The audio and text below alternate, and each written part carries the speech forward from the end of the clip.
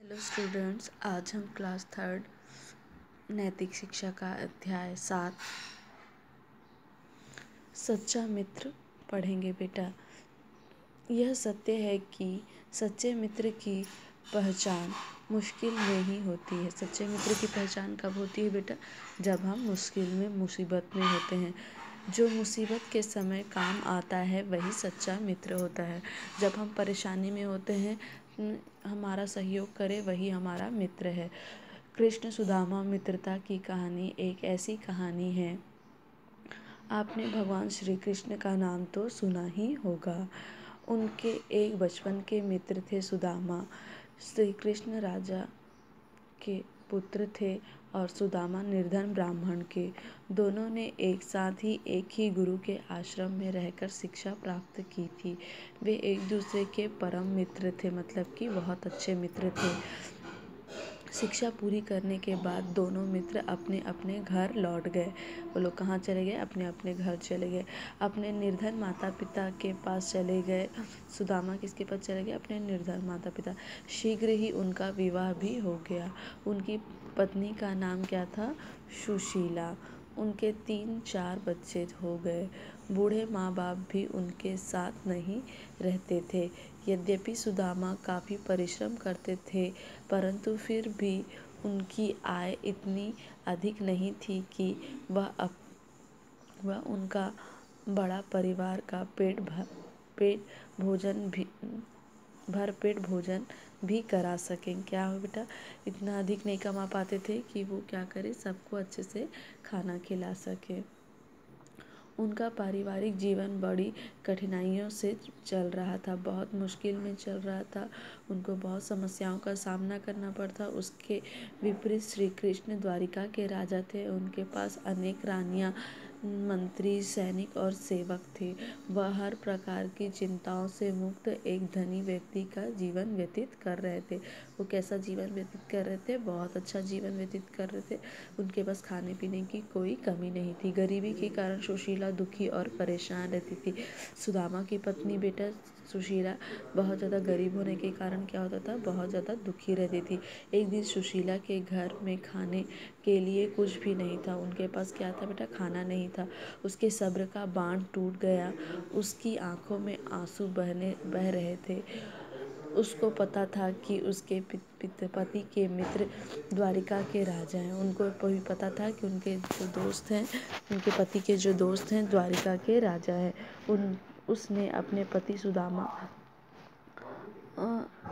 से अपने मित्र श्री कृष्ण के पास जाकर कुछ सहायता मांगने का सुझाव दिया। सुदामा की बिल्कुल भी इच्छा नहीं थी कि वह कृष्ण के पास जाए और सहायता मांगे, परंतु अपने परिवार की गंभीर दशा को देखते हुए उन्होंने सुझाव को स्वीकार किया। उनके पत्नी के इस सुझाव को उन्होंने क्या किया बेटा? स्वीकार किया। अगले दिन सुबह सुदामा अपने मित्र श्री कृष्ण से मिलने के लिए द्वारिका के लिए चले गए। उनके घर श्री कृष्ण को भेंट में ले जाने के लिए कुछ भी नहीं था। श्री कृष्ण के घर जाने के लिए उसके पास पैसे में कुछ भी उपहार नहीं था। फिर भी उनकी पत्नी ने मित्र को भेंट में देने के लिए थोड़े भुने हुए चावल एक पोटली में बांध कर उन्हें दे दिए। उनके पास जो चावल था उन्हीं को भून कर वो क्या करती है? उनको पोटली में बांध कर दे देती है। सुदामा जब द्वारिका पहुँचे तो शाम ढल चुकी थी और अंधेरा हो गया था। क्या हो गया था बेटा? वहाँ बहुत अंधेरा हो गया था। महल के मुख्य द्वार पर पहुँचकर वहाँ के ठाट बाट देखकर एक बार तो सुदामा हिचकिचाए, परंतु फिर साहस करके उन्होंने द्वारपाल से कहा। क्या करते हैं बेटा? वो पहले तो डर जाते हैं, फिर भी वो अपना साहस जुटाते हैं और उसके बाद बोलते हैं, द्वारपाल से कहते हैं कि मैं राजा श्री कृष्ण से मिलना चाहता हूँ। वह मेरे मित्र हैं। उन्हें जाकर सूचना दो कि उनका मित्र सुदामा आया है। पहले तो द्वारपाल ने सुदामा के वेशभूषा देखकर उनकी बात पर विश्वास नहीं किया। उनके कपड़े देखकर क्या कहता है? द्वारपाल उन पर विश्वास नहीं करता, उन्हें डरा धमका कर भगाना चाहता है। परंतु सुदामा के बार बार जोर देने पर उसने सुदामा के सुदामा के आने की सूचना अंदर भेज दी। पर सुदामा क्या करते हैं, बार बार उनको बोलते हैं कि नहीं मैं उनका मित्र हूँ। तो वो क्या करता है, जाकर अंदर श्री कृष्ण तक उनकी खबर पहुँचाता है। श्री कृष्ण जैसे ही सुदामा के आने का सुसमाचार सुना, वह नंगे पैर मुख द्वार पर स्वयं भागते चले आए। वो श्री कृष्ण क्या करते हैं, खुद ही दौड़ कर आ जाते। उन्होंने अपने मित्र सुदामा को गले से लगा लिया और अंदर ले आए। गले लगाकर अंदर ले आए। अंदर जाकर उन्होंने सिंहासन पर बिठाया और स्वयं गर्म पानी से उनके पैर धोए। क्या करते हैं, वो खुद स्वयं गर्म पानी से उनके पैर धोते, उन्हें नए कपड़े पहनाए और स्वयं उनकी सेवा और देखभाल करने लगे। उनके पैर हाथ धोते हैं बेटा और स्वयं उनकी सेवा करने लगते। श्री कृष्ण ने सुदामा द्वारा लाए गए चावल की पोटली